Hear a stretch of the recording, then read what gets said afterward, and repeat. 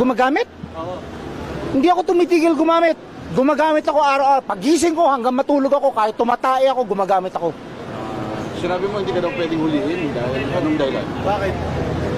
Because under the law, ha?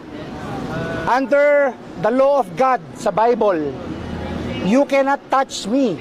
I am God, I am Jesus Christ.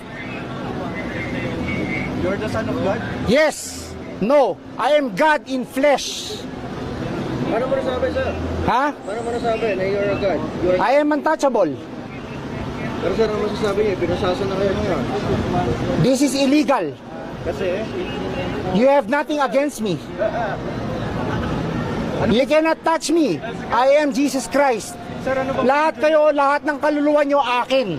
Anong religion niyo, sir? Wala akong religion. God lang, God. God. Wala akong religion. Gumagamit?